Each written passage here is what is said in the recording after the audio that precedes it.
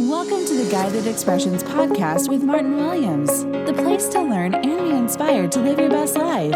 Here is your host, Martin Williams. And hello, thank you for tuning in to the Guided Expressions podcast. My name is Martin Williams.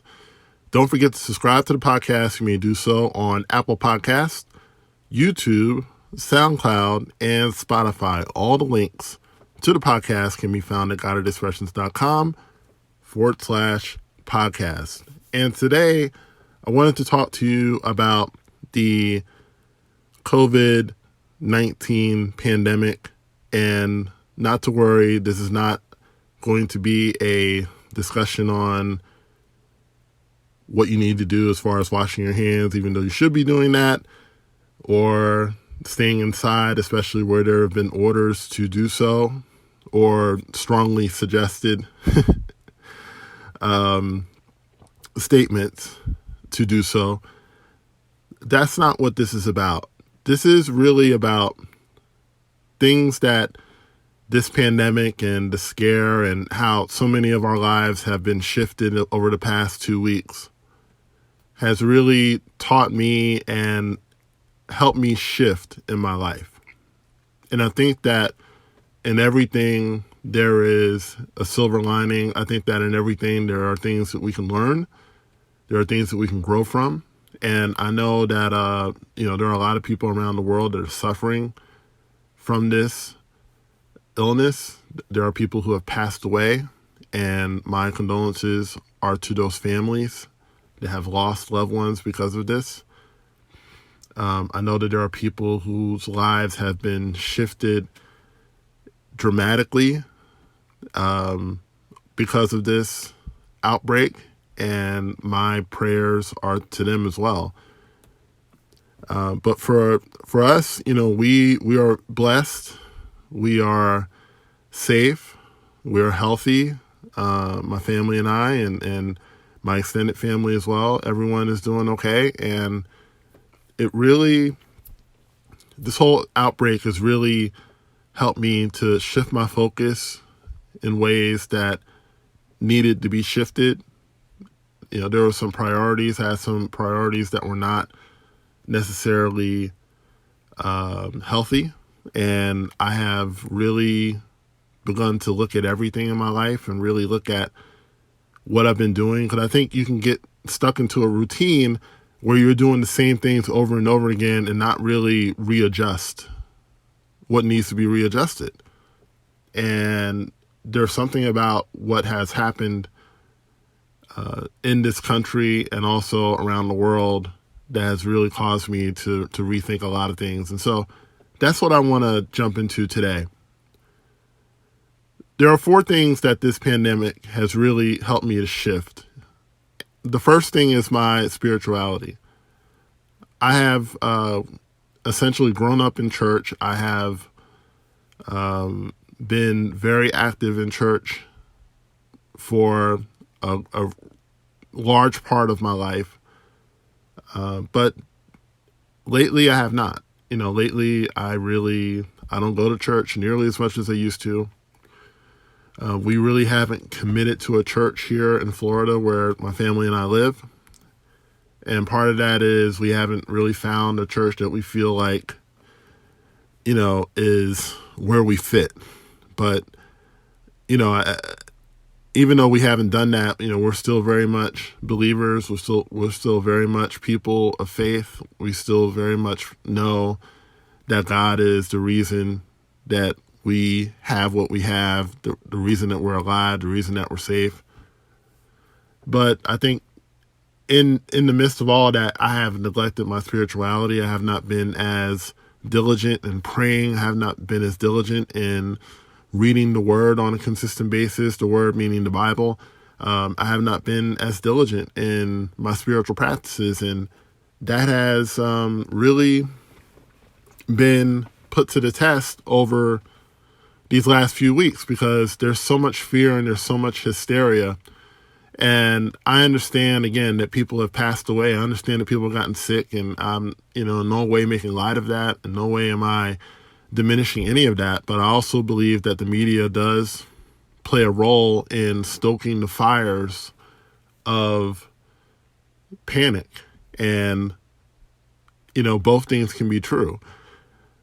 And I think that what you have to do is that, you have to stop feeding that fear. If you are fearful of this pandemic, you have to stop feeding the fear, because fear is not going to change anything. I think we should all be diligent. We should all be vigilant in our disinfecting of our homes and ourselves and our businesses and things like that, and heeding the warnings of health professionals. But at the same time, the fear can overtake you and cause you to make bad decisions as well.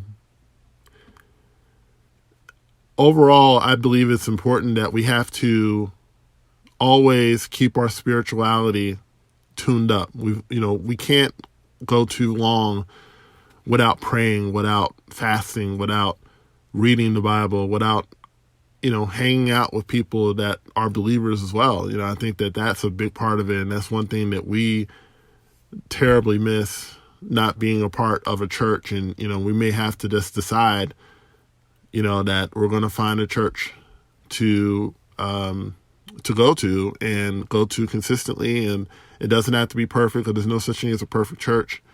But, we can, make that church our home, at least for a little while.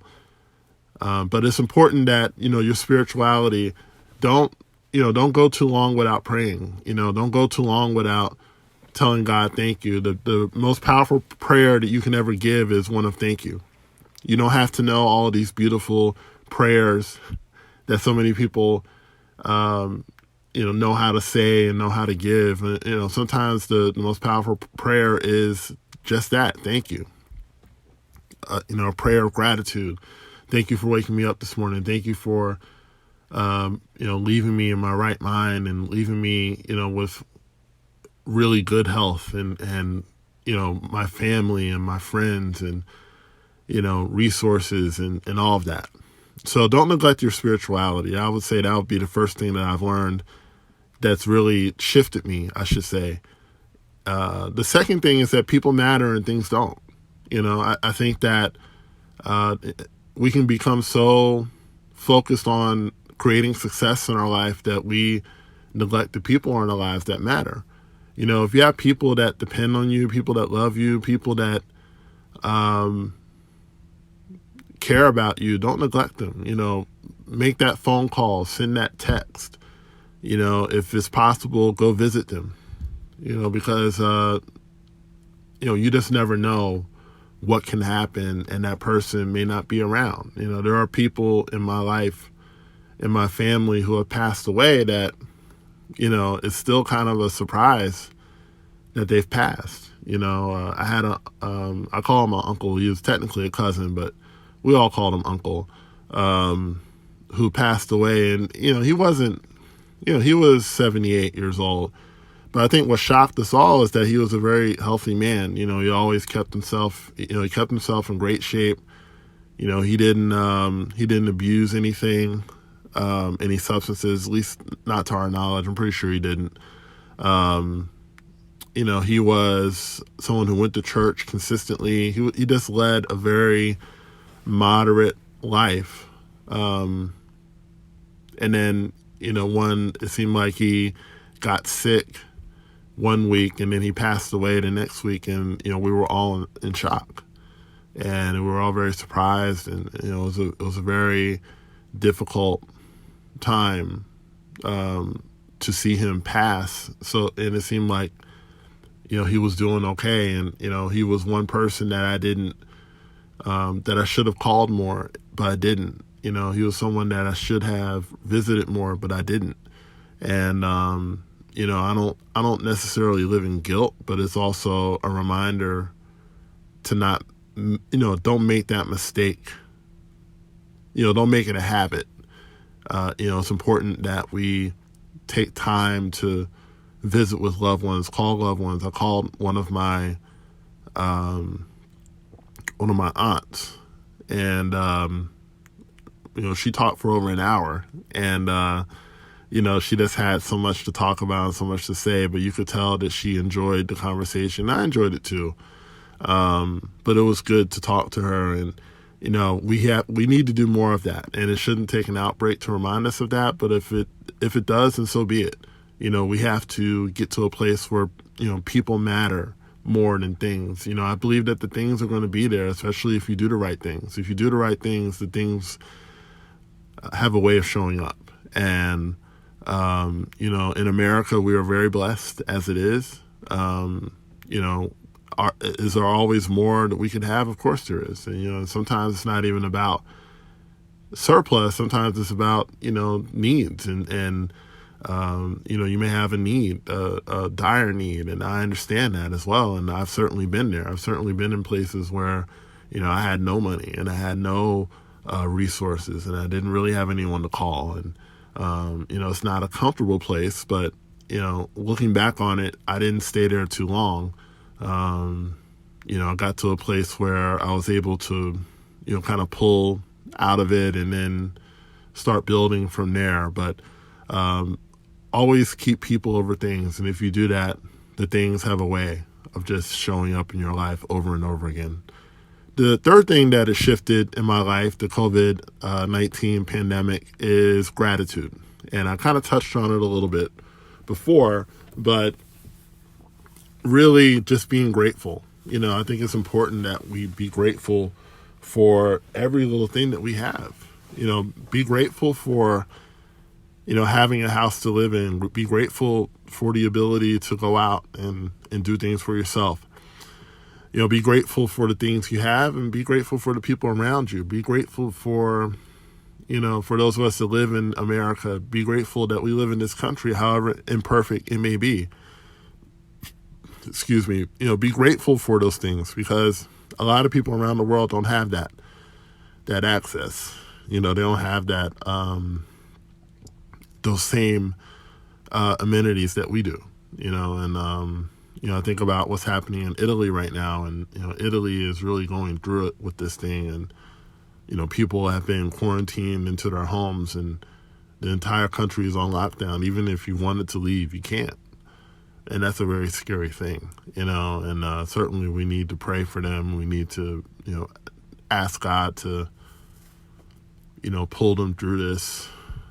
And so, it's important that in the midst of that, let's be grateful for what we have. Be grateful for, for me, I have the ability to work from home 100%, even before this, I was working remotely. And so, it's grateful. I'm grateful that I don't have to, go into a job, especially if that job isn't shutting down, in this time. I'm grateful, and, we all have something to be grateful for. And so look at the things in your life that are working in your life and what's happening, what's good in your life, and start being more grateful for that. And it will shift your energy and it will shift your spirit into one that is more attractive to the good of life and less attractive to the bad. And finally, the fourth thing that has really shifted for me is the fragility of time. And really, I touched on this a little bit earlier with the passing of my, quote unquote uncle. The fragility of time, time is so fragile. And, if there are things that you've been putting off, and I don't care if it's a phone call, I don't care if it's starting a business, I don't care if it's releasing some kind of work or something, telling somebody you love them, perhaps someone that you admire, that you'd like to have a relationship with, and you've been scared to say something. Let this be the thing that shifts you into doing that. And don't worry about the outcome. Don't worry about whether it works or not. Don't worry about whether that person may or may not be open to it or not. If they're not open to it, then fine. If people don't want to buy it, it's fine. But I think it's important that we understand the fragility of time, because time is fragile and you just never know when your number is called. And, I don't mean to sound grim, but the bottom line is tomorrow's not promised to any of us, including me. And, I certainly hope I'm here tomorrow. I hope that I'm here next week, next year. Hope I'm here 10 years from now, 20 years from now. Because there's a lot that I want to do and a lot that I want to see. And, I want to see my daughter grow up, and I want to see her get married and have children and all of those things. And I understand a lot of that is selfish, but at the end of the day, those are my desires. And, there's nothing wrong with having desires. But it's important that we understand the fragility of time and take advantage of every moment, every day. Don't put off what you've been putting off. Start working on it now. Start working on those things that perhaps you've been putting off all this time, and really begin to take advantage of every single day. Seize the day, seize the moment. And you'll find, I think, that you'll experience more of life. You'll have a fuller life. And I think in time, you will also get more done and you'll accomplish more. And I think all of that is pretty cool as well. So I encourage you to stay safe wherever you are. Please listen to the scientists, not the social media experts, quote unquote, that really aren't experts. Listen to the scientists,